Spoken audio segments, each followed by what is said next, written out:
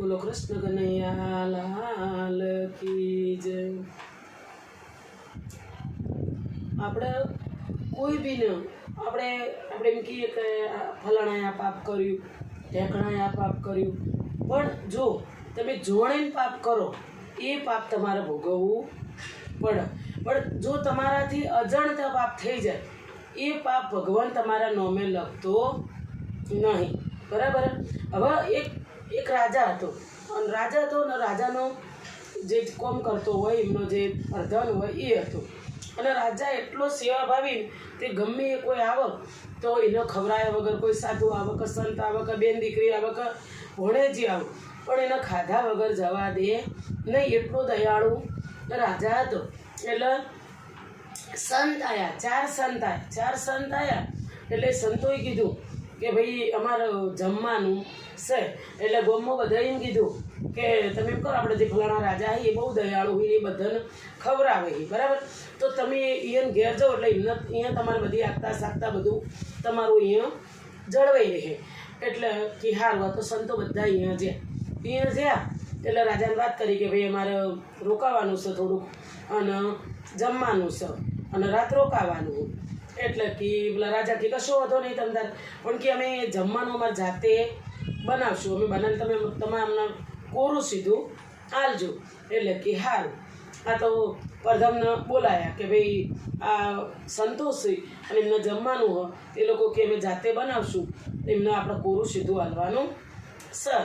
એટલે કે સારું, આ તો બધું કોરું સીધું બધું એમને આલ્યું। એટલે ઘી લેવા જ્યાં કંઈક ચોખ્ખું ઘી આપણે ફલાણી જગ્યાએ મળે છે તે તમે લઈને આવો। એટલે આ લેવા જ્યાં એટલે તપેલી ઓમ કરીને લઈને આવતા હતા, તપેલીને સીવું ઢોચેલું નહોતું, તપેલી ઓમ કરીને હેડે આવતા હતા। એટલે એક જગ્યાએથી હોમળી છેક ઉપર આકાશમાં હોમળી ચોક હાફ પકડ્યો છે, હાફ પકડી અને મોઢામાં લઈ અને ઉપર આકાશમાં હોમળી ઉડતી જાતી હતી। એટલે જે મોઢું હતું ને એ જ હોમળીના મોઢામાં હતું, એટલે જે હાફનું ઝેર હોય એ એમ દબાઈ ગયું એટલે એનું ટેપું સીધું પેલી તપેલી હતી ઝીણી એ તપેલીમાં એ ટેપું પડી। કોઈ રાજાને ખબર નહીં, સંતને ખબર નહીં, કે જે પ્રધાન જી લેવા જોઈએ તો એને ખબર નહીં કે આ ટેપું પડ્યું, પણ ટેપું પડી ગયું અજંત। એટલે આ તો જી લઈને ઘેર આવીને ખાવાનું બનાવીને ખાધું, ખાઈને આરામથી સુખ શાંતિ હુઈ રહ્યા એટલે અંદરથી બંધ કરીને હુઈ રહ્યા। પણ જેને પેલા હાફનું ટેપુમાં ધીમો પડ્યું હતું એટલે ઝેર ચારાને ચડી ગયું, એટલે ચારે મરી ગયા। એટલે એકે બાયણું ખોલીને બહાર આવ્યા નો। એટલે પેલા રાજાએ પ્રધાનને કીધું કે ભાઈ પેલા સંતો રાતના ખાઈને જાય પણ હજુ એકે કોઈ બહાર આવતો નહીં, તો કે તું જોતો ખરો કે ચાલ આ એકે બહાર આવતા નહીં। એટલે આ તો જે પ્રધાન હતો એ જોવા ગયો એટલે આ તો બાયણું ખોલ્યું એટલે ચારે મરી ગયેલા પડેલા કે અરે બહુ કરશું કે આ તો ચારે મરી જાય, બન્યું હું?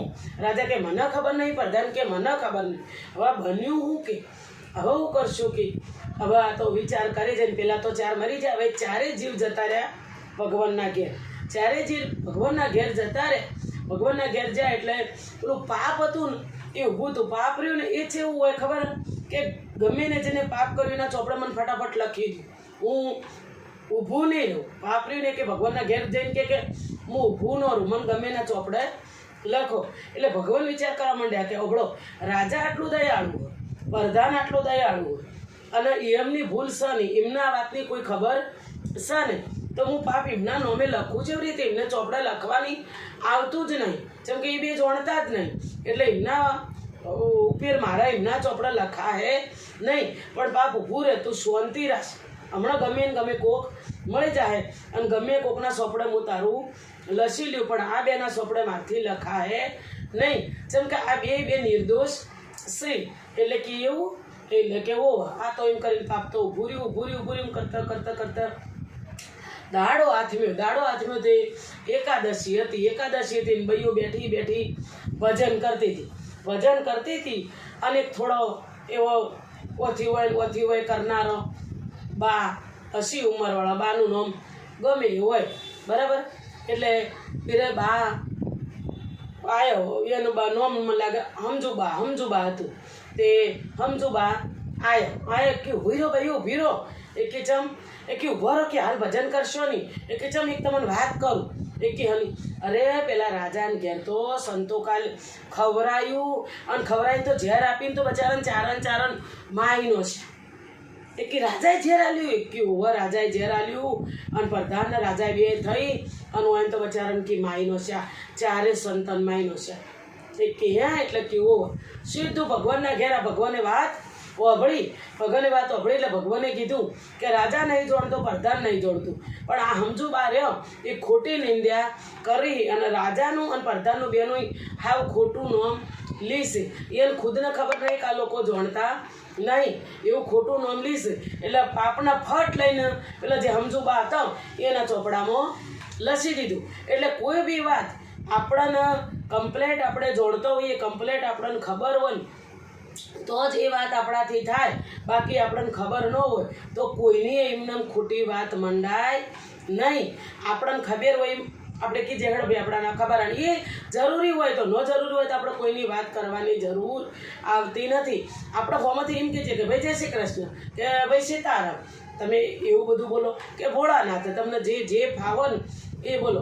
પણ આપણે એમનામાં કે આપણને કોઈ વાતની ખબર ન હોય ને ફલાણે આ પાપ કર્યું, ઢેકણાએ આ પાપ કર્યું એવું આપણે બોલાય નહીં.